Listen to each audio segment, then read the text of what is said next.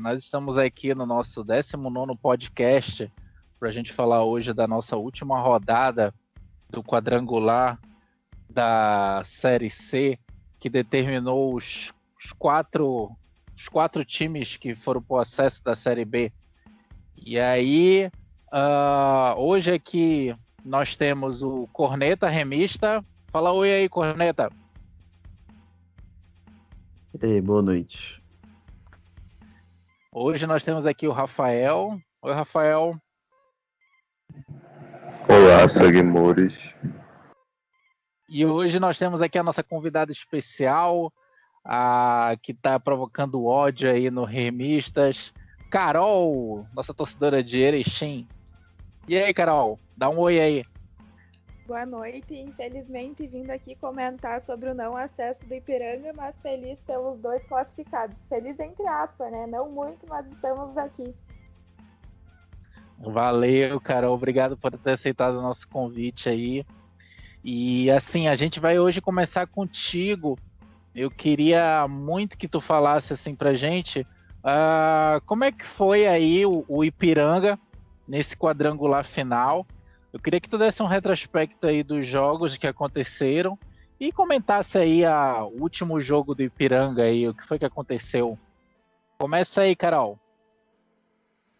Então, o campeonato do Ipiranga foi complicado desde o início, né? Desde a primeira fase, da primeira rodada que teve o surto de Covid, enfim, foi na última rodada, igual ao ano passado, correndo o risco de não classificar para a segunda fase da competição, enfim, tudo mais.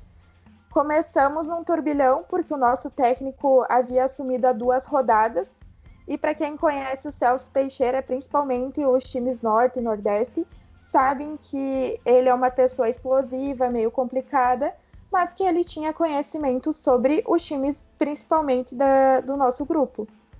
Foi que logo na primeira rodada, diante do Paysandu, começamos perdendo, teve um pênalti polêmico a favor do Paysandu, que foi, ao nosso ver, prejudicial, que o David recolheu o braço, perna, enfim, tudo para não provocar o jogador rival, mas que o árbitro interpretou que foi. Na rodada seguinte, por mais que a gente não tivesse tão preparado e com tudo o que aconteceu na primeira diante do Paysandu, o Ipiranga em menos de 20 minutos já tinha um jogador expulso e 2-0.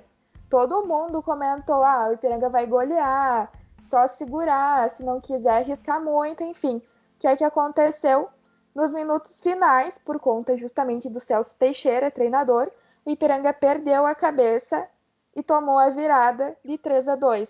Sem psicológico, mais 2 jogadores foram expulsos, inclusive o técnico auxiliar. Foi um turbilhão. Claro que, por mais que teve os problemas psicológicos, no caso o extracampo, o Ipiranga foi prejudicado porque no primeiro lance dele, se eu não me engano, que foi o de pênalti, estava impedido. Então, poderia ser que não tivesse iniciado todo aquele conflito, confusão generalizada que teve ali. Enfim, que foi para o próximo jogo contra o Remo. Quando eles viram, galera, 2 jogos, 2 derrotas, a gente precisa reestabelecer um parâmetro para conseguir chegar na última rodada vivos. Mas foi que diante do Remo também muito sacrifício e mais um jogo sendo prejudicado pela arbitragem. Parece brincadeira, mas, gente, é verdade. Teve uma penalidade a favor. Nesse caso, a gente não pode comentar muito. Como era a favor, não era sinônimo de gol, finalização, enfim, certeira. Mas que acabou prejudicando, porque a gente não sabia o que iria acontecer. Bom, primeiros 3 jogos, 3 derrotas, primeiro turno, horrível. O Ipiranga já estava morto, ninguém dava como classificado ou, dentro dos 2 que conseguiriam acesso. Foi praticamente um vexame, se não um vexame, né? 3 derrotas, ninguém imaginava nem um sonho terrível, pesadelo no caso, não sonho. Mas enfim, que eles começaram a trabalhar o lado psicológico, que foi o que afetou muito nas 3 rodadas. Enfim, eles fizeram um acordo com uma faculdade que tem patrocínio do Ipiranga, enfim, e que é a Unicampus de Erechim. Fizeram um patrocínio e teve o acordo com psicólogos que interviram no extracampo e que acabou auxiliando dentro de campo. Então, no jogo da volta contra o Remo, eles conseguiram fazer com que os jogadores pensassem, claro, na última rodada, no jogo que poderia ser de acesso, mas que focassem dentro de campo só.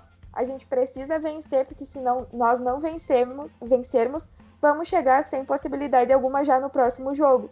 E foi isso que o Ipiranga fez, principalmente pelas laterais, Gia Silva, Zé Mário, tanto que eles foram destaque no quadrangular.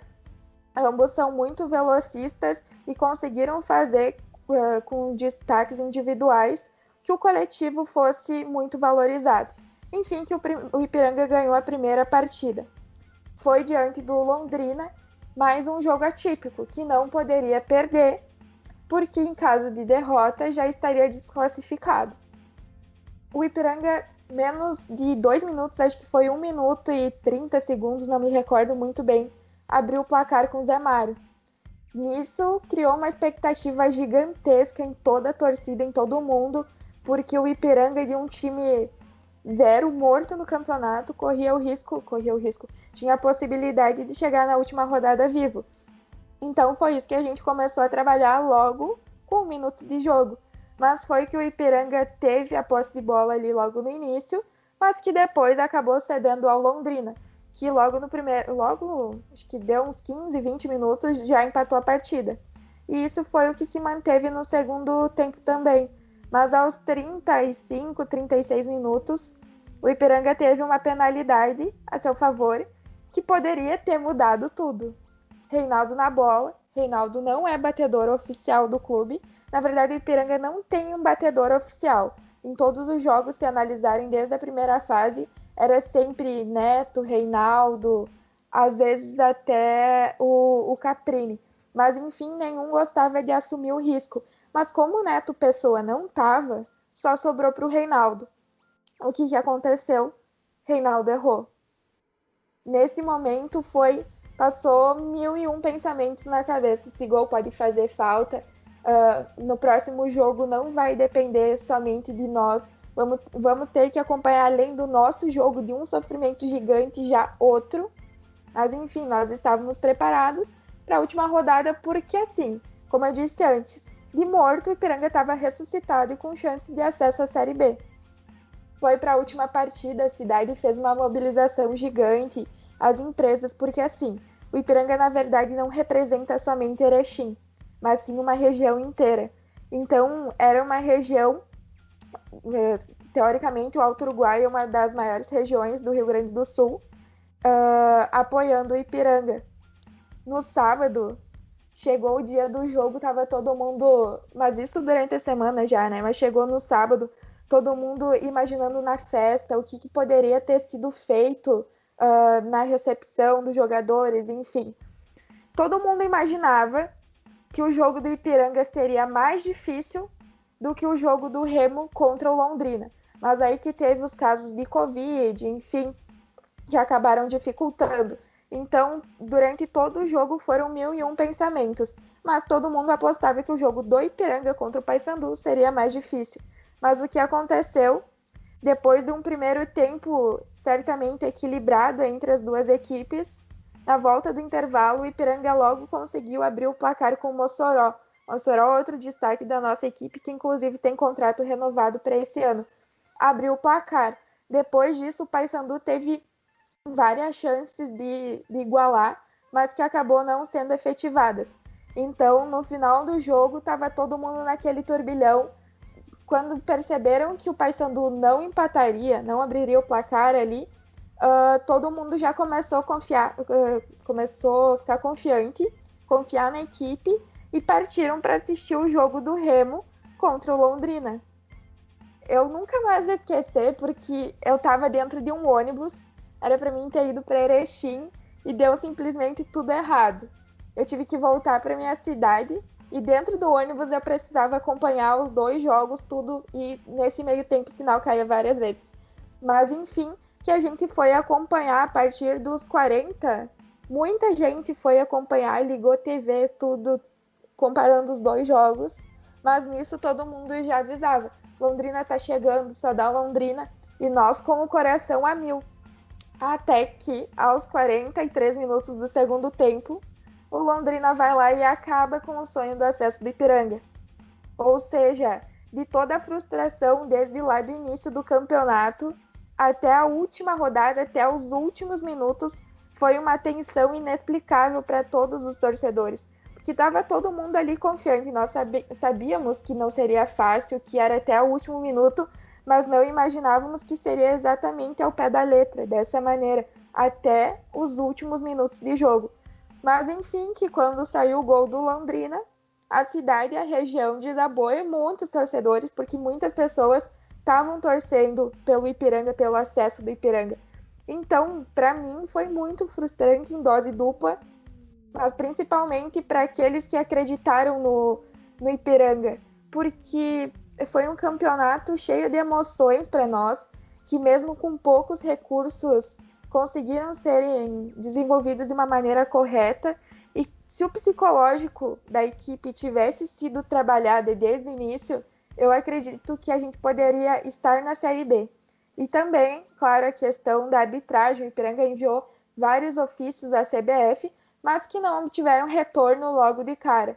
Então, não dá para a gente se frustrar muito agora, porque já passou. Mas, de certa maneira, ambos nos prejudicaram muito e fizeram com que a gente não conseguisse o acesso. Mas agora é pensar na próxima temporada e possivelmente no acesso novamente.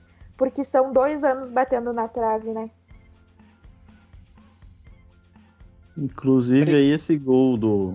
Só um adendo, né? O gol do Londrina estava impedido, né? Se eu não me engano. O cara cruzou a bola e já estava ali em eu não posição quis tocar muito nessa parte, mas realmente, porque o goleiro estava, de certa forma, ali no meio e acabou tocando. Então, ao meu ver, estava impedido. Mas complicado. Porque aí seria mais um jogo indireto que o Ipiranga foi prejudicado.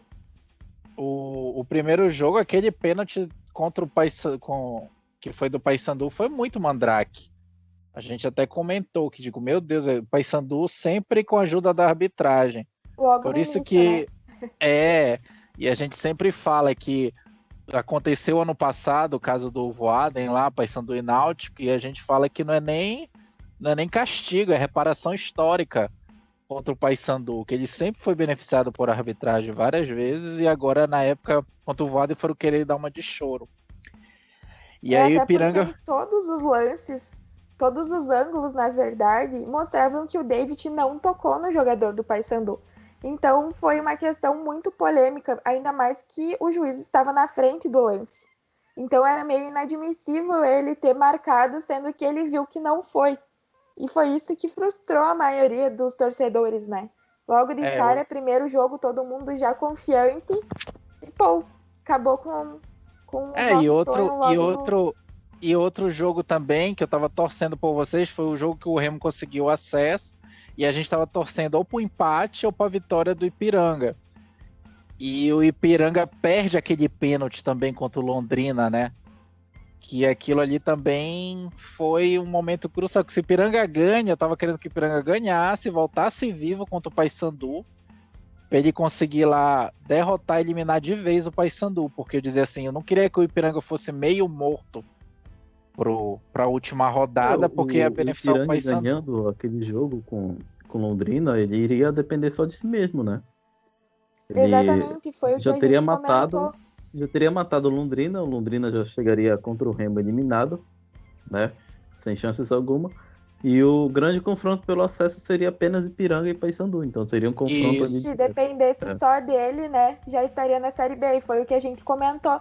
Inclusive é engraçado, porque em 2019 o Reinaldo errou o pênalti contra o Juventude na última rodada e marcou no rebote. E agora que ele poderia ter salvo a gente novamente, foi isso que não aconteceu. Então, ele é um jogador decisivo, mas que em momentos decisivos não faz valer a parte de jogador experiente. E, por incrível que pareça, ele foi um dos primeiros anunciados como renovação para a próxima temporada. Então, tá todo mundo aqui já pensando, não é possível que ele vai zicar a gente novamente, mais um ano na Série C. Então... Nem começou a temporada, a gente mal esqueceu esse último jogo de agora. Tá todo mundo já confiante. Então, de certa maneira, nós estamos nos preparando. Quando o acesso chegar, vai faltar cerveja em Erechim. Com certeza. Agora sim, vamos tocar aqui assuntos polêmicos, né? Polêmica, como diz o... eu diria assim, Carol, que na última rodada, ano passado, foi também a torcida remista se desvingada, porque ela eliminou dois times que foram calo no ano passado pra gente. Primeiro foi o Paysandu, né? Que ano passado o Paysandu empatou, ressuscitou também nas últimas rodadas e conseguiu empatar com a gente. Ele se classificou e a gente ficou. E lá aquele lance lá aos 40 e pouco do segundo tempo entre Juventude e Ipiranga, que todo mundo aqui em Belém diz que foi um acordo. Tem até uma foto dos dois presidentes do clube, do Juventude e do Ipiranga abraçado pelo futebol da região. E aí, na época, a gente não chegou aí pro quadrangular final por causa disso. E aí eu queria que tu comentasse um pouco sobre isso, sobre 2019, e falasse agora do que aconteceu em 2020, a tua opinião sobre o fatídico jogo Remo e Londrina com o nosso gol do alemão. Então, esse ano, o Ipiranga precisava ganhar do Paysandu, que é subir, ganha. Se o Remo tivesse ganhado do Paysandu na última rodada, que foi o que não aconteceu, estariam classificados. Então, o Remo não podia depender do Paysandu e acabou ficando na mão do Paysandu. Então, de certa maneira, quem se prejudicou em si consigo foi o Remo. O Ipiranga não tinha nada a ver com a situação. Mas sobre o confronto contra o Juventude, eu acredito e tenho 100%, não digo, mas aí uns 90% de probabilidade de que o jogo não tenha sido comprado, porque o Juventude foi para a última rodada, ainda podendo não classificar. Eles eram o líder do nosso grupo, né? Mas pelo saldo de gols, eles poderiam ficar em quinto colocado. E o Remo, consequentemente, roubar o lugar deles, a vaga deles. Então, o Ipiranga ali no último minuto de jogo conseguiu um pênalti ao seu favor, mas que o Reinaldo acabou errando. Então, foi muito eletrizante porque ele pegou no rebote.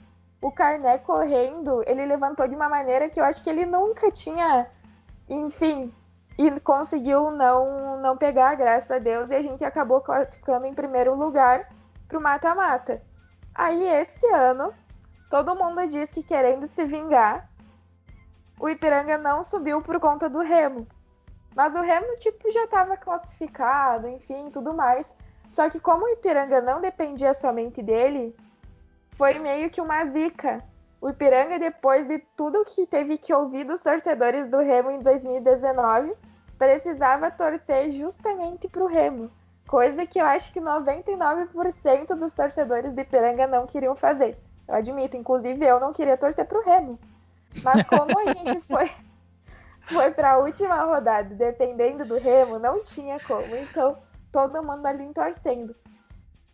Como eu disse antes, 43 minutos. Tu coloca o alemão lá. Tá, pode ser que ele não seja o melhor, claro que não é para entrar aos 40 e lá vai pra lado também. Tudo depende se foi comprado ou não foi comprado, não sei dizer. Mas enfim, coloca o jogador em 1 minuto de jogo, ele entra, levanta a perna daquele jeito e marca aquele gol contra. Sabendo que o jogo em Erechim estava 1-0 pro Ipiranga, que o Paysandu não iria empatar lá. O que ele teria? Já estava com acesso garantido. Ainda mais se ganhou uma mala branca do Londrina. Não sei, não posso afirmar. Mas se ganhou. O áudio que vazou do presidente do Londrina falando: não sabemos se vai ter mala branca, mas que vamos fazer de tudo para subir, nós vamos fazer. Então são muitos acasos. Por mais que tenha circulado aquela foto do presidente do Ipiranga com o do Juventude, aqui no Rio Grande do Sul, quem não torce para Inter e Grêmio é extremamente bairrista e admirador do futebol do interior. E é isso que acontece. Até porque em 2019, os 3 gaúchos classificaram: Ipiranga, Juventude e São José. Então foi um momento marco para a história do futebol gaúcho. os 3 clubes que disputam a Série C se classificaram para a próxima fase. Então estava todo mundo na euforia, todo mundo querendo se apoiar, se unir, e foi isso que aconteceu, até por isso da foto. Não sei se vocês chegaram a ver, enfim, que os presidentes fizeram um vídeo juntos, agradecendo que o futebol do interior estava vivo e tudo mais. E tanto que o Juventude está disputando acesso à Série A agora. E a galera do interior, aqui do Rio Grande do Sul, tá super unida torcendo para eles. Então é isso que acontece. Quem não torce para Inter e Grêmio apoia muitos clubes do interior. Mas no caso do Juventude, indo para a última rodada com a possibilidade de não classificar depois de uma campanha muito boa na Série C, eu acho extremamente difícil terem comprado o jogo. Porque o Ipiranga, perto do Juventude, é um clube mais apático, digamos assim, que não tem tanta relevância no cenário nacional. Então, pensa o Ipiranga roubar a vaga do Juventude. São 1001 fatores que interferem, mas enfim, dá um certo remorso dos torcedores do Remo justamente por conta disso, sabe? De fato, ninguém sabe o que aconteceu, se aconteceu ou não aconteceu, mas enfim, que a gente precisava depender do Remo e eles acabaram nos frustrando 100%. E, sabe, por causa de um lance ali que, além do impedimento que a gente comentou recém, pode ter sido pago com mala branca. Então é muito complicado. A gente entende o teu sentimento aí. Inclusive, aqui, como tu falou, tem os times do interior tem união. Aqui tava ainda, bora pelo futebol do norte, tem que subir os dois. Aí o torcida do Remo falava logo, subir os dois é o caramba. Os dois lados falavam, na verdade, né? Então aqui também é um barrismo muito grande em cima dos times. Tem os mistos lá que torcem pro Flamengo tudo, mas assim, ainda tem muita força comparado com outros estados do norte, como Manaus, que os caras não tem nem time lá, torcendo para time do futebol carioca. Então aqui tem isso mesmo. E lá no fundo, eu acredito que quem estava torcendo pelo acesso de Remo também, né? Quem estava torcendo pelo acesso de ambos é porque queriam aquela grana que ia entrar do governo de Belém, né? Se eu não me engano, eram 4 milhões. Pensa, tu já ia estar ali na Série B, de 6 ou 8 milhões, enfim, só de cota de TV, além dos 4 para cada equipe. Então, querendo ou não, até se fosse uma equipe que eu não gostasse muito, eu ia torcer pelo acesso só pela questão financeira. Claro que vocês têm bem mais investimentos do que o Ipiranga, se for analisar. Mas, enfim, ia fazer total diferença em qualquer situação, né? O nosso governador, ele investiu aqui mesmo, em cima dos times, e é muito importante para ele, estrategicamente, que os dois subissem. Era uma estratégia até de eleição para ele. Mas acho que só a torcida do Remo já vai reeleger ele em 2022 já. Não precisa disso. Agora sim, mudando... Obrigado, Carol, pelas tuas considerações assim, em cima do que foi essa última rodada aí, pelo lado, porque foram jogos simultâneos mesmo. Agora sim, vamos tratar aqui do que foi o Remo e o Londrina. A nossa visão daqui, né? Vamos tratar desse jogo, que o Remo, para mim, ele tava meio assim... Aquele jogo que ele já estava classificado, mas ele meteu umas 3 bolas na trave, ele estava ali insistindo, e aí aconteceu aquele lance fatídico, que como o próprio Corneta aí já disse, os zagueiros do Remo são fogo amigo pra caramba. Eu queria que tu comentasse aí, Corneta, como é que foi esse jogo aí, Remo e Londrina? Bem assim, né, retomando aí o que ela falou também, a trajetória do Ipiranga é até um pouco parecida com a do Remo em 2019, né? Se for parar para pensar. Porque nós também estivemos ali nas rodadas finais do segundo turno, da primeira fase da Série C 2019. O Remo estava numa draga também muito grande ali. Antes de chegar no fatídico jogo contra o Paysandu, o Remo assim, ele teve 1000 chances de chegar classificado já na última rodada. Aí o que aconteceu? Ele empatou com o Luverdense, né? Empatou com o Luverdense em casa. Aí, no segundo turno ele passou uns 9 jogos assim sem vencer, ficava só empatando, né? O empate, vocês sabem que dá uma falsa ilusão, né, de que você está por cima, mas são pontos que fazem falta depois. E aí teve outro jogo que foi contra o Tombense, né? O Tombense ele já não brigava por mais nada na tabela, ele já estava garantido na Série C. Ele também não tinha a mínima chance mais de conseguir classificação. Aí o Remo pega e perde pro Tombense em casa, né? Aí depois empata com Volta Redonda fora de casa, entendeu? E aí chega justamente por último o Repá, e ele não ganha o Repá, né? Ele não ganha, ele fez 1-0, aí recuou, e aí jogou muito mal esse Repá, e aí depois ficou jogando a culpa, né, no outro jogo. Ah, porque foi o Ipiranga que eliminou a gente, não sei o que fez um acordo ali com o Juventude. Não é verdade, né? Quem eliminou o Remo foi o próprio Remo, né? Com tanto de resultado ruim que ele fez no segundo turno. Enfim, aí acontecem essas coisas, né? Aí acaba que, claro, o torcedor naturalmente ele é movido por paixão, né? O torcedor ele é movido por paixão. Eu, tu, a Carol, né? O Rafael, todo mundo aqui é movido por paixão e, claro, acaba criando essas coisas, né? Fica remoendo, criando factoides. E assim, eu acho que caso houvesse, eu sinceramente não acredito no negócio de mala, porque como eu já falei, os zagueiros do Remedy são muito retardados, né? Todos os zagueiros do Remedy são completamente retardados. O Remedy tem a melhor defesa da Série C, mas isso tudo é mérito do Vinícius, né? Que é um goleiro que pega muitas bolas. Mas se fosse depender dos zagueiros, se fosse um goleiro um pouco menos, se fosse um goleiro um pouco mais ruim, o Remo estaria tomando gol a rodo por aí, né? Se não fosse o Vinícius, porque os zagueiros eles se posicionam muito mal, eles dão um chute bizarro, né? Esse alemão, principalmente, ele é o pior zagueiro que o Remo tem.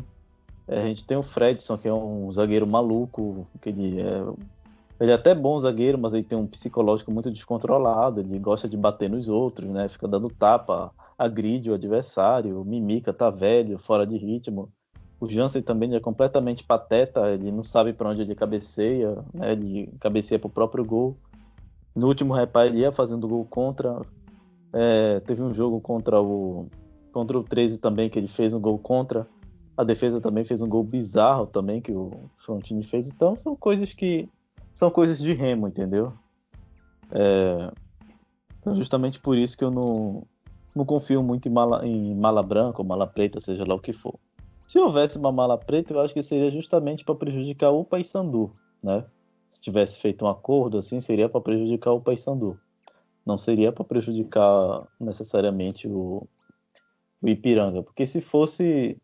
Eu acreditaria mais se, por exemplo, houvesse um empate, né? Se tivesse um empate ali entre Paysandu e Ipiranga, lá em Erechim, e aí de repente sai um gol do Londrina, aí elimina o Paysandu. Aí eu acho que seria uma teoria ali muito mais factível. Mas enfim, eu sinceramente não acredito nessas coisas, né? Até porque eu conheço muito bem a limitação do Remo, né? Teve aqueles erros de finalização, das bolas na trave. Enfim, o Remo jogou aquele jogo de sempre, né? Aquele jogo que ele apresenta as mesmas limitações de sempre. E aí acabou tomando esse gol escroto aí. Que por sinal tava impedidaço, né? O juiz ainda foi ali. E na hora que eu me lembro que eu tava ouvindo o jogo pelo rádio, né? Eu fiquei muito puto, né, com esse gol, porque realmente eu não queria que o Londrina subisse, porque inclusive foi um time que ficou chorando, né, durante o campeonato inteiro.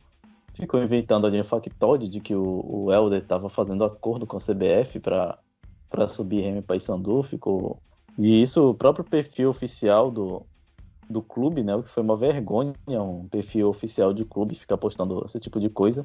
E aí, no fim, eles acabaram subindo. Eu queria que subisse o Ipiranga, primeiramente porque ajudaram a gente na penúltima rodada, empatando com Londrina, e também porque tiraram o Paysandu, né? Então seria muito justo que subisse Remo e Ipiranga, mas infelizmente não foi o que aconteceu. E também porque tem a Carol agora, que é nossa amiga aqui, e a gente estava torcendo pelo Ipiranga quando ela confirmou a participação dela no podcast. Eu só garanti amizade com remistas antes mesmo de saber tudo o que iria acontecer. Foi, o Corneta chegou e disse, olha, eu convidei a Carol pro podcast, e aí a gente falou, pô, vai ser bacana se os dois subirem. E na época eu tava secando, assim, também eu concordo com o Corneta, porque o Corneta tem razão aí, que eu tava torcendo pro Ipiranga mesmo, pelo fato do Londrina ter chorado muito, inventado aquele monte de coisa, mas infelizmente aconteceu isso. E aí, Rafael, o que é que tu diz aí do jogo? O que foi aí o Remo e Londrina nessa última rodada?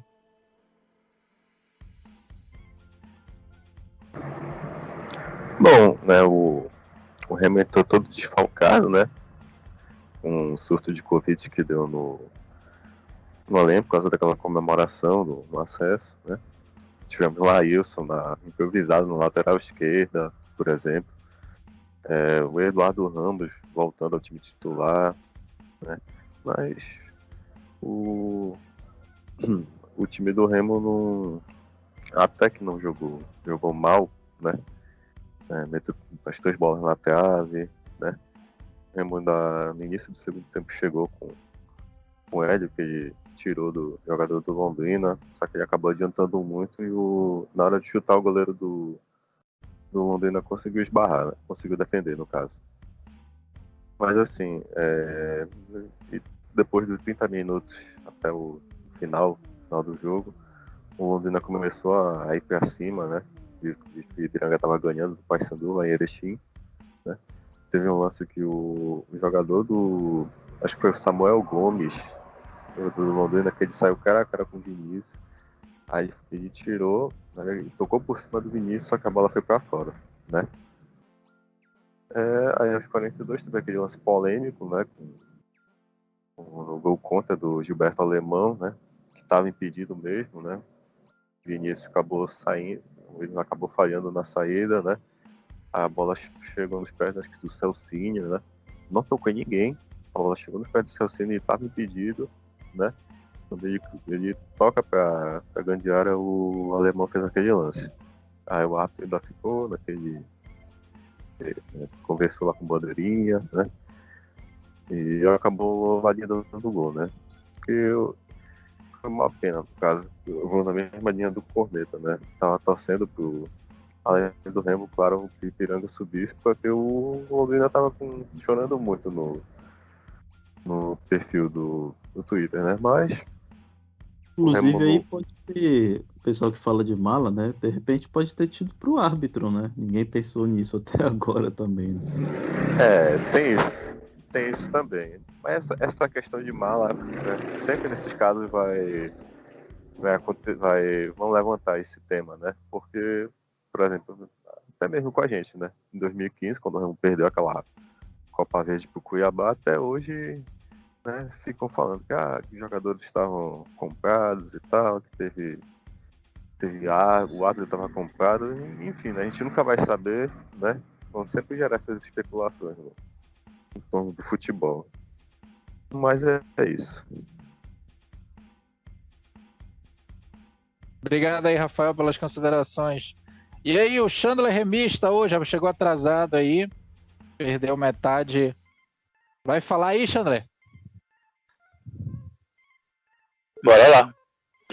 Queria que tu falasse aí o que foi Remo e Londrina, na tua visão aí, que a gente estava fazendo um retrospecto, a Carol deu um retrospecto do jogo que foi Ipiranga e Paysandu lá, e a gente está aqui comentando aqui o que foi Remo e Londrina, que definiu os dois times do nosso grupo que foram para o acesso da Série B. Fale aí o que foi Remo e Londrina. Primeiramente, eu tenho que mostrar minha indignação aqui, porque Série C de 2019, a Carol falou que o Paysandu iria subir, então isso é completamente triste para nós que estamos aqui diante da presença de azulinos. Mostra o meu repúdio. Brincadeira. que o meu sonho é Ipiranga e Paysandu subir esse ano e o Remo cair. Nossa, a festa tá feita. É interessante, né? Como as coisas mudam. Mas sobre o jogo, foi um jogo feio de assistir. Pra falar a verdade, eu assisti mais o jogo do Paysandu e do Ipiranga. Foi um jogo, o do Remo, no caso, muito aberto, né? Porque o setor defensivo do Remo estava muito desmembrado, vocês já falaram disso. Digamos que a pior combinação possível de zaga foi escalada nesse dia por conta do Covid. Então, o Londrina também veio no desespero, veio com uma proposta realmente de desespero. Eles que eram um time muito retrancado com o treinador anterior, que havia sido demitido uma semana antes. Eles vieram pro tudo ou nada, né? E aí foi um jogo muito aberto, os dois times tiveram muitas chances. Só que pesou a desqualificação individual da defesa do Remo, né? Daquele finalzinho já. Um lance muito esquisito. Que você estava falando aí, falaram de não acreditar, porque se alguém fosse beneficiado, os remistas preferiam que fosse Ipiranga, e vocês não falaram um fator importantíssimo, que o Remo é um time pobre. O Remo não tem condições para comprar ninguém, e tampouco se envolver em situações do tipo. Assim como também o Londrina não é um time que tem grana suficiente para comprar. Na verdade, eu não vejo nenhum time na Série C que tenha cacife financeiro suficiente para comprar outro time, né? Eu não acredito nisso. Mas, enfim, no parâmetro geral da partida, foi uma partida feia, né, de ser assistida. O campo, em determinado momento, não ficou legal para jogo, né? Teve uma chuva muito forte, como está tendo todos esses dias. Mas... e também, eu vendo o jogo do Ipiranga, eu não acreditava em nenhum momento que o Paysandu fosse fazer um gol. O Ipiranga, principalmente no segundo tempo, ele domina a partida de ponta a ponta. O Paysandu muito fraco, muito fragilizado, já entregue. O Ipiranga muito mais próximo de fazer um segundo gol do que tomar um empate do Paysandu. E, enfim, né, eu acreditava piamente que o Remo ia segurar o 0x0 com o Londrina até o final. Não acreditava, mesmo que fosse sair um gol aqui em Belém. Assim como acreditava que o Ipiranga ainda ia fazer um segundo gol, né? E aí... Mas foi isso, né? Um resultado que ele vem e traz à tona algumas situações inesperadas, né, para esse final de quadrangular. Agora, sobre a questão, também a gente tem que demonstrar, ou pelo menos fazer esse comentário da falta de profissionalismo, né? Do amadorismo por parte da diretoria do Remo e dos atletas do Remo, em ter, depois de tanto cuidado e poucos casos de Covid no Remo, poucos casos isolados, né, desde o começo da competição, e agora já no final, eu sei que foi uma euforia, né, baseada em mais de 10 anos de sofrimento, mas não justifica uma atitude totalmente irresponsável e inconsequente por uma aglomeração de quase 5 mil pessoas e tirar foto com torcida sem máscara e aquela coisa toda. E agora, né, eu acredito que as nossas chances de título são inexpressivas e muito, muito difíceis por conta dessa situação. Obrigado, Xandra. Bem, isso daí foi praga da Carol. Deve ter jogado pro time do Remo e a gente perdeu mais de... pelo Vila Nova, #passa. Inclusive, pois é, esse era o próximo assunto. E aí, agora tocando no foco lá que o Vila Nova conseguiu, a classificação também era aquela classificação sofrida ali que estava dando o Brusque em primeiro, o Santa Cruz ia se classificando, não era isso, gente? E no final o Vila Nova consegue fazer 1-0 lá, ficando em primeiro do grupo, já que o Brusque já estava classificado e levando uma pisa lá do Santa Cruz. Tirando o Santa Cruz, que pena, né? Que fique que nem um Paysandu morto lá na Série C. E agora a gente vai ter Remo e Vila Nova na final. O Remo tá todo, não tem nem técnico, vai ter o auxiliar técnico lá. Todo mundo pegou Covid. E aí, gente, qual a expectativa aí para essa final aí, para esse primeiro jogo? Corneta, fale aí.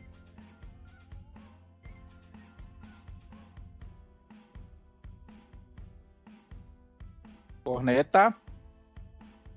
Tá mudo, Corneta. Bem, as expectativas são as piores possíveis, né? como sempre.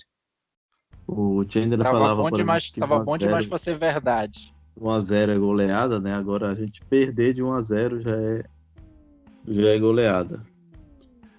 Aliás, como é que ficou a escalação, né? Ficou uma escalação bem bizarra ali, né? Ficou Vinícius, Ricardo Luz, Fredson, o Fredson tá com Covid também. Fredson vai jogar? Deixa eu ver aqui O qual ficou o vai. time.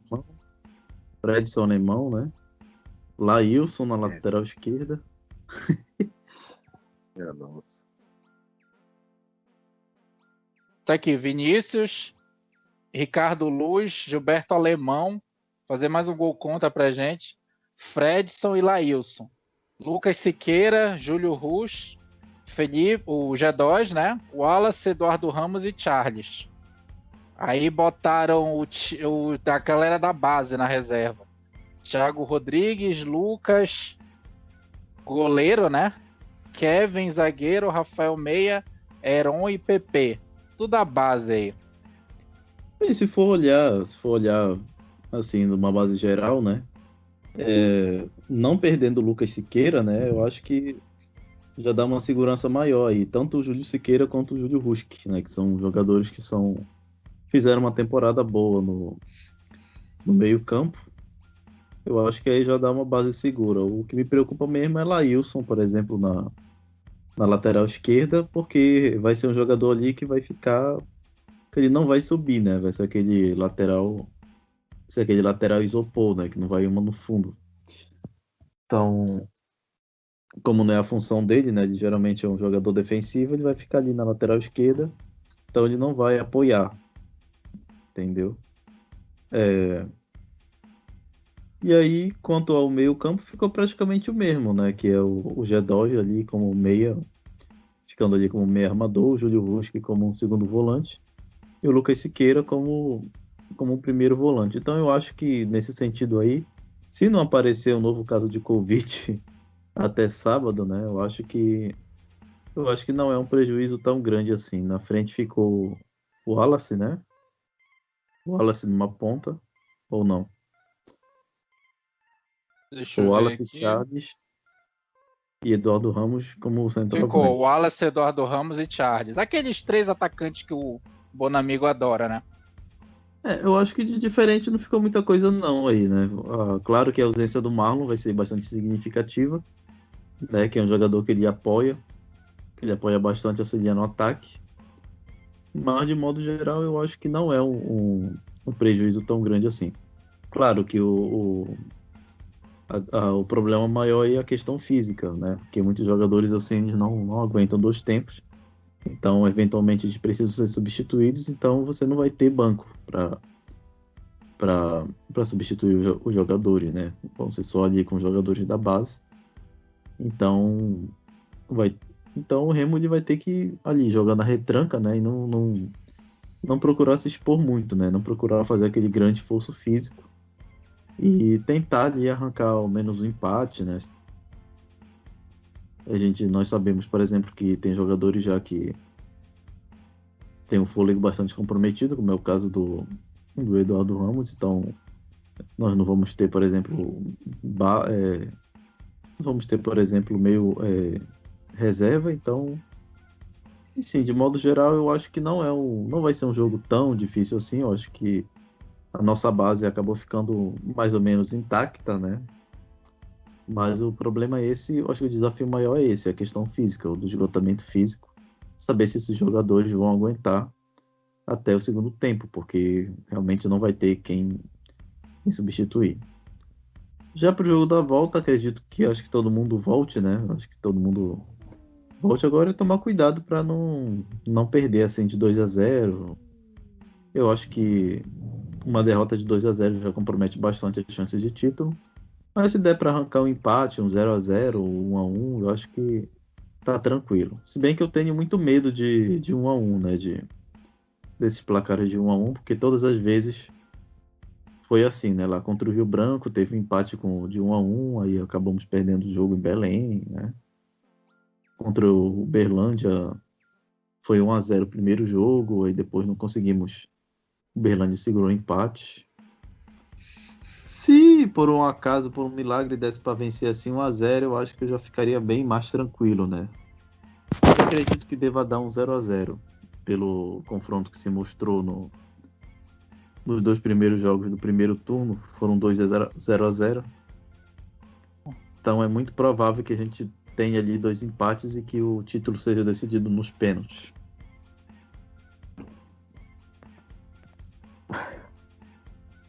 Valeu, Corneta.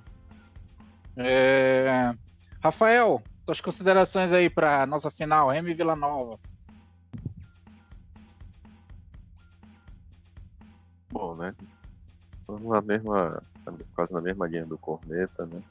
Até que a nossa onzena titular não tá lá tão ruim, né? Ela se manteve mais ou menos o que vinha sendo o time titular. Sobre o jogo de sábado contra o Vila Nova, né? A gente conhece já o Márcio Fernandes, né? O técnico do Vila, que treinou o Remo aqui na temporada passada. Ele não é um técnico assim de se expor muito ao ataque, né?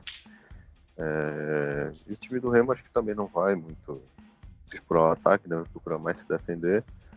Até pela questão física, né? A gente sabe que Eduardo Ramos e G2 são os dois jogadores com uma qualidade técnica boa, né? Mas que não aguentam 90 minutos, né? No mais, o que me preocupa muito assim é a nossa lateral esquerda, né? E a gente vai jogar com o Laílson improvisado e a gente não tem banco, né? Além dos meias, na lateral a gente não tem banco. Com 2 moleques na base, tem o Kevin que voltou a ser relacionado com uma partida depois de 1000 anos, né? Tem o Heron. E o Heron, não sei, ele não fede nem cheira, né? Mas eu torço para que o Remo segure um empate. Ou, se for para perder, que perca de um gol de diferença, né? Porque eu acho que aqui, né, contando já com a volta dos jogadores que estão com Covid, né, eu acredito que o Remo possa trazer um bom resultado e, quem sabe, o título, né? Mas vão ser 2 jogos bem difíceis, né? Prova disso na fase classificatória, né? Foram 2 empates sem gols, foi muito equilibrado, com o Vinícius pegando até um pênalti lá em Goiânia, né? Mas é assim, cara. Primeiro jogo, eu espero que o Remo consiga se segurar o máximo possível para trazer uma vantagem boa, né? Ou uma desvantagem, se o Remo perder lá em Goiânia, que não seja por muito, né? E ele possa reverter aqui em Belém. E a tua expectativa, Carol? Goleada do nosso Vila? Olha, eu assisti o jogo do Vila Nova hoje. Claro que é um campeonato diferente, diferença enorme, mas principalmente pelo Remo estar com praticamente o time reserva, digamos assim, eu acredito em uma vitória do Vila Nova assim, mas não por nada, né? Mas eu acredito na vitória deles. Claro que não um placar elástico, 1-0, 2-0, mas que dá para recuperar no segundo jogo, seja emocionante e possível. Eu acredito em decisão nos pênaltis também. Mas para isso, o Paysandu, o Remo vai ter que jogar bastante no segundo jogo para recuperar o tempo perdido agora. Esquece o Paysandu, Carol. Viu? Só confundir aqui com o Paysandu. Nada menos do que o Paysandu. Só isso, né, Carol? Só isso. E aí, Chandler? O Chandler caiu, voltou. Qual é as tuas expectativas, Chandler, para a final? Remo e Vila Nova. A sorte dela é que essa companhia limitada, Corneta, ela não é tão clubista assim, né? Ela é mais crítica, senão, se ela estivesse entre o legume no azul, ela estaria agora sendo escorraçada pelo erro. Mas as minhas perspectivas são as piores possíveis, infelizmente. Como o Corneta estava falando, o menos horrível é que o Lucas Siqueira e o Rusk, né, vão poder participar da partida. A gente não sabe muito bem a que nível de desempenho físico, mas já dá uma certa segurança, né? Porque seria uma série de improvisações se não pudéssemos contar com eles dois, né? Seria muito complicado. Eu não confio no Alailson. Aquele reparo de 2019, aquele gol do Vinícius Leite saiu por conta de uma falha do Alailson, né? Ele não preenche o setor da intermediária da segunda linha de marcação. E aí o Tony, lateral do Paysandu, atravessa uma bola de uma lateral praticamente a outra do campo e o Lailson fica olhando, a bola passa na frente dele, o Vinícius Leite recebe e chuta de fora da área. Ele é um marcador muito confuso, ele é muito perdido ainda, né? Assim como quase toda a base do Remo, ele não domina seus próprios fundamentos da posição.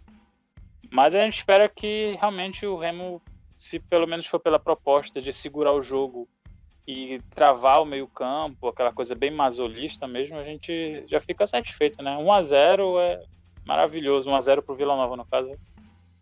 E aqui, se o Remo ainda fizer um golzinho, é maravilha, né? Mas eu não sei muito bem o que esperar, né? Sabe-se que o Vila Nova tem uma defesa muito consistente, né? Tem um sistema de jogo que ele é muito voltado para essa defesa sólida, né? Eles conseguem defender muito bem o ataque deles, já a gente não pode falar a mesma coisa. Só que eles vêm bem, eles vêm alta, né? Vêm com a confiança lá em cima, conseguiram acesso e a vaga na final, apesar de jogarem fora de casa na última partida, né? E, enfim, é realmente esperar que o Bonamigo e seus assistentes infectados possam armar um modelo de jogo interessante que a gente, pelo menos, não venha com prejuízo muito alto lá de Goiânia, né? E, enfim, a verdade é que o saldo ele já é positivo, né? A temporada já termina muito boa, muito acima das nossas expectativas, mas a gente espera que o Remo ainda mostre alguma coisa positiva nessas finais, né?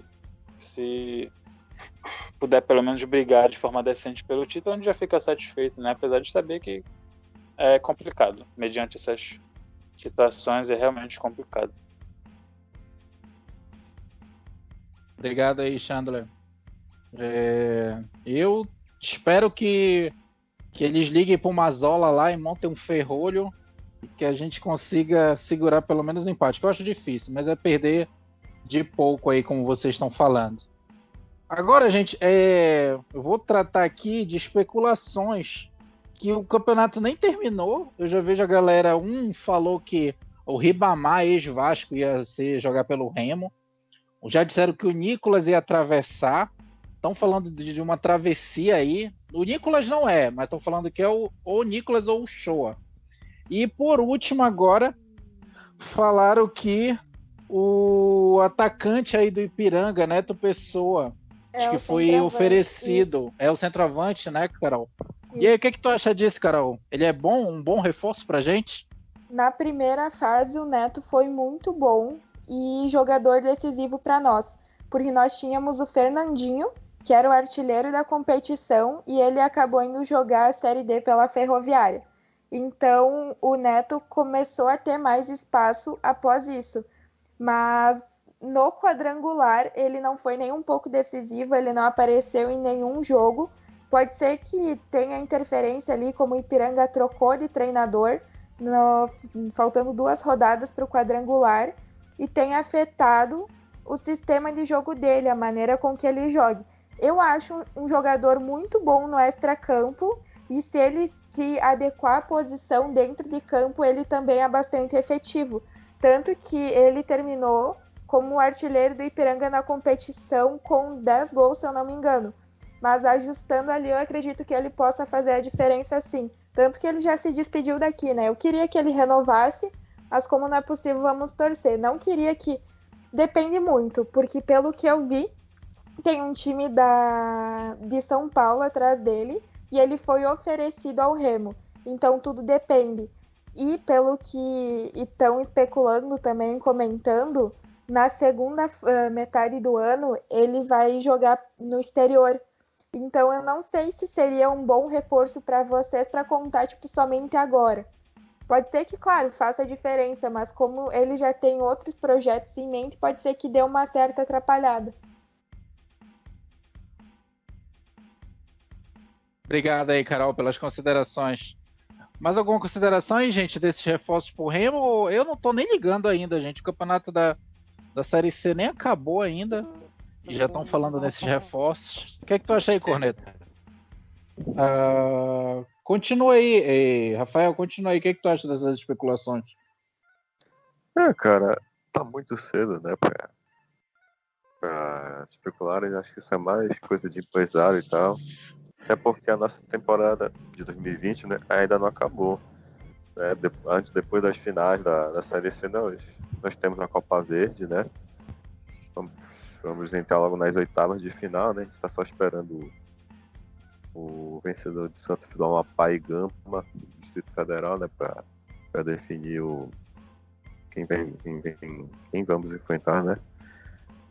Mas já aproveitando o gancho, né? Eu acho que isso é só especulação mesmo de empresário e tal. Podem até estar iniciando as conversas, mas isso eu acho que apenas do time, a renovação dos jogadores que serão renovados para a temporada que vem, né? Sobre a Copa Verde, já falando, né? Eu acho que só eu que ligo para esse torneio, né? Só tu que liga para a Copa Verde, Rafael. Só eu que digo, né? Tenho até o trauma de 2015, naquela final, né? Mas eu digo que é um título ainda importante pro Remo, né? Pro Remo ganhar, porque a torcida ultimamente só comemora Parazão, né? A gente chega na final e só comemora Parazão. E Parazão já deixou de ser importante há muito tempo pro Remo. Eu acho que a gente tem que começar a implantar uma mentalidade vencedora no time, na torcida e tal, e não ficar só se contentando com o Parazão, né? Por isso que eu digo que a Copa Verde, assim como essa Série C, essa final que a gente vai disputar, são campeonatos, são títulos sim importantes para a história do Remo, né? Pode render milhões de reais, né? Falando não só da Série B, da Série C no caso, mas também da Copa Verde, né? Que o campeão agora entra na terceira fase. E, se eu não me engano, são 2 milhões de cota, eu acho. Não tô lembrado agora. Mas ainda assim é um título muito importante para o Remo, porque a gente não conquista no regional, né? Desde 1971, com aquele Norte e Nordeste, né? Nesse intervalo, 97 a gente chegou na final da Copa Norte, perdeu para o Rio Branco em casa. Em 2015, na final da Copa Verde, né? Aquela virada histórica que só foi pro Cuiabá, né? Ganhamos 4-1 aqui, perdemos de 5-1 lá na Arena Pantanal. E eu vejo na Copa Verde uma estrela, assim, uma luz para que essa mentalidade vencedora possa ser aflorada assim no Remo. Que a situação se inverta, que o Paysandu comemore Paraense, como eles comemoraram esse ano, e a gente comemore acessos e títulos nacionais. Teve pergunta, gente, do leitor aí? Chandler, quer falar mais alguma coisa? Cara, só levar a coisa das especulações. Como vocês sabem, eu tenho uns companheiros, né, que são lá do Remo. E ventila-se o nome do Reis após o contrato dele com Confiança. Não se tem garantia de que o contrato dele vai ser renovado, né? Confiança não é um Alex time que paga. Também? Eu já não sei. O Confiança não é um time de salários astronômicos, né? Um time bem limitado. Fez o que tinha que fazer na Série B muito bem, que inclusive a gente espera que o Remo faça, né? Nas suas limitações financeiras e técnicas se mantenha, né? Não sendo enchido de pancadas, porque o Confiança não foi um time que foi saco de pancadas. Quando ele perdeu de 1-0, de 2-1. Não foi aquele... Olha onde nós chegamos, né? Remo e Confiança. Ela ainda tá traumatizada com Confiança, inclusive. Mas eu lembro que ela ficava tão apaixonada pelos torcedores do Confiança em 2019 que ela não percebeu a desgraça que ia acontecer. Isso foi depois. Enfim,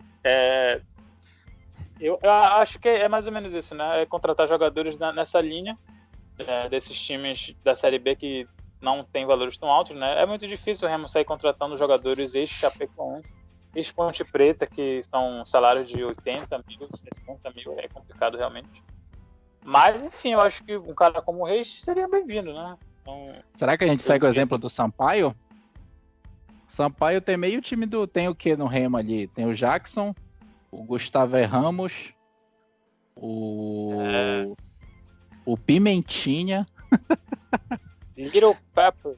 Little Pepper está... O Sampaio é muito estável, né? É um time o São Paulo é muito estável, mas sobe. Cara, ele é um time muito assim, ele ganha 5 seguidas e apanha 5 seguidas, é impressionante. Então não é parâmetro pra gente. C, né? Ele bate e volta, né? Aí eu tenho muito medo de que o Remo vire o Sampaio, porque se cair a gente não volta mais, entendeu? A gente levou um sacrifício ali, uns 5 anos aí pra subir. Muito difícil assim o Remo cair, bater e voltar, né? Sabe? O Sampaio tem ótimas peças do meio pra frente, né? Tem alguns valores ali individuais muito bons. O próprio Caio Dantas, né? Que ele era do Cuiabá no passado, jogava muito e continuou fazendo muitos gols esse ano. O Marcinho, muito bem. Enfim, são nomes que realmente fizeram a diferença. E se não fosse eles, o Cuiabá provavelmente teria tido uma campanha muito pior. Estaria lutando para não cair, provavelmente. Mas é isso, né? Torcer que quando esse planejamento de contratações visando Série B lá para os meses posteriores ao Paraense, a partir de fevereiro e março, sejam feitos, que a gente monte algo que preste. Agora só não pode seguir o Leigômeno, né? Porque o Leigômeno, no que depender do Leigômeno, o Remo joga a Série B com Fábio Oliveira, Landuza, Soares, com o Diego Não, vi Barros. gente falando de já querer o Sobis. Veja o Rafael Sobis no Cruzeiro, é um bom reforço pra gente. O Rafael Sobis ganha 280 mil. O outro pedindo Guilherme Garré, sabe? Guilherme Garré não fez uma partida completa no Remo, cara. Nenhuma, e os caras pagam o pau. O Garré é o craque, isso aqui. Porra, eles vão dos dois extremos, né? Do jogador que foi mal na Série C ao jogador da Série B que custa 280 mil por mês, que é o Rafael Sobis. É impressionante, uma galera não tem o menor cérebro, né? É verdade. Tem torcedor assim, Carol, no Ipiranga? O que mais tem é torcedor iludido, né? Primeiramente agora com o nosso possível novo treinador. Eles querem trazer um treinador de 70 mil reais, sendo que o jogador que mais ganha no Ipiranga, que foi o auge desse ano, chegou a 5, 6 mil, se não me falha a memória. Aí compara um treinador de 70 com um jogador que faz total diferença de 6, 7 mil reais. Então, é totalmente fora de mão e inviável. Claro que a gente ama se iludir, sonhar um pouquinho, mas a esse nível não tanto, né? Chama o Mazola lá, Carol. Não, a gente fica bem, sei. O Mazola é perfeito, cara. A gente era todo torcedor do Mazola, que acho que a gente era o único que defendia o Mazola. Não, manda ele pro Paysandu.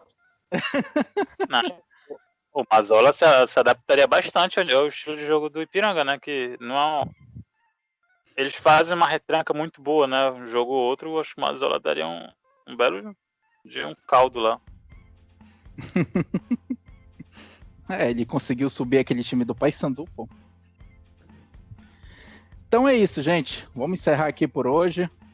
Queria agradecer imensamente, Carol, a tua participação. Muito obrigado aí pelos teus comentários. E vamos agora torcer. Eu vou torcer para duas coisas: para o Remo continuar na B e para o Ipiranga subir aí para os cornetas irem lá para Erechim comemorar aí esse acesso do nosso Ipiranga. Eu que agradeço o convite. É sempre bom falar primeiramente do Ipiranga, né? Por mais que não tenha falado somente coisas positivas, porque nesse caso seria somente com acesso, mas é sempre bom trazer e colocar o Ipiranga à tona, ainda mais para quem não conhece, nunca ouviu falar do Ipiranga, que está se reestabelecendo agora no cenário nacional, no futebol nacional.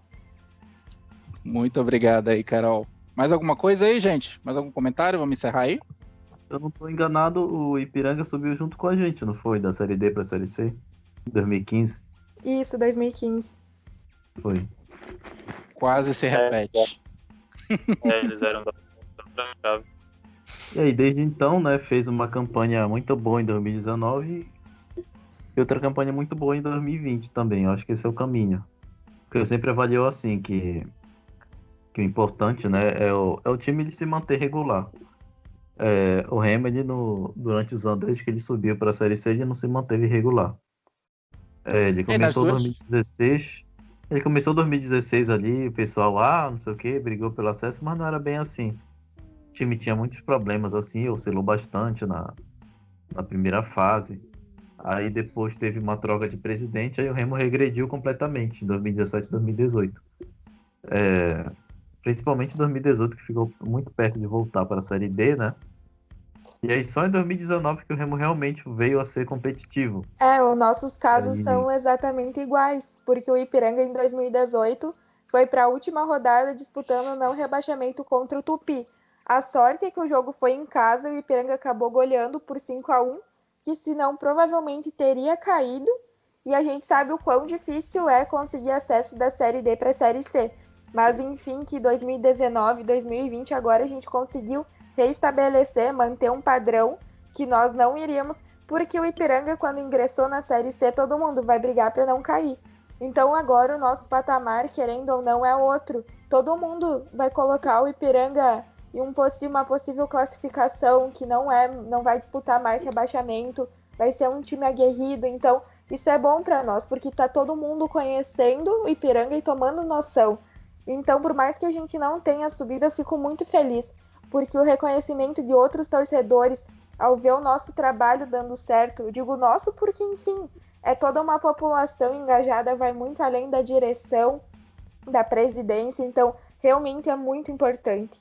O Ipiranga se mantendo é espetacular, né? Quando a gente conseguiu acesso, claro que o caminho vai ser difícil novamente, não digo que vai ser fácil, até porque a gente sabe que não vai. Então, quando a gente conseguir esse acesso, sem dúvida alguma, vai ser muito comemorado. Já tô pesquisando passagem aqui, Carol. Todo mundo vai para lá, para Erechim. Boa, vamos comemorar todo mundo junto. Eu acho que do eixo. E a tua torcida vai te levantar, Ipiranga. Você está livre. Se Deus quiser, a gente vai cantar. Justamente isso, né, que eu comentei. Aí já em 2019 que finalmente o Remo veio a ser competitivo. Aí não deu, né, bateu na trave. E em 2020 continuou sendo competitivo, né, continuou ali fazendo uma campanha bastante irregular e graças a Deus conseguiu acesso, entendeu? E se eu não tivesse conseguido, provavelmente com o Fábio Bentes aí, né, que consegue manter o clube estável, né, apesar de tudo, eu acho que certamente em 2021 o Remo estaria também brigando novamente para subir, entendeu? Que às vezes passa uma falsa impressão assim de que Remo tá anos penando na Série C para subir, não é bem verdade, né? O Remo ele chegou perto justamente em 2019 e 2020, né? Em 2017, 2016, 2018 o Remo ali não competiu, ele ficou ali, fez campanhas bastante medíocres. Inclusive então, a minha torcida é pro Remo ficar 3 anos no mínimo, eu vou torcer só pro Remo ficar na Série B, que esse que é o objetivo, se manter na Série B. Com certeza. Eu acho que, assim, por exemplo, o caso do Rio Grande do Sul, é um estado bem menor que em termos de dimensões que o Pará, mas ele consegue ter uma safra interessante, né? Tem Brasil de Pelotas e de Juventude na Série B, o Grenal, enfim, é outra questão, é outro nível. E aí agora tem Ipiranga lutando, né? Pra tentar aspirar uma Série B. E aqui no Pará, São José. Aqui no Pará, eu acho que faz muito tempo, faz coisa de 15, 20 anos, né, que a gente não vê, além de Remo e Paysandu, porque mesmo quando o Águia estava na Série C, ainda até bem, o Remo não estava mais na Série C, né, a partir de 2010 ali, o Remo já estava na situação, enfim, que a gente sabe muito bem. E eu acho que é interessante, né, os clubes do Rio Grande do Sul, mesmo do interior, têm tido boas atuações. O próprio Caxias tem batido na trave na Série D, né, tá tentando, se matando para subir, não consegue. A gente torce pelo menos pro Ipiranga que ele consiga no ano que vem. Aliás, nesse ano. Beleza, gente. Então vamos encerrar por aqui?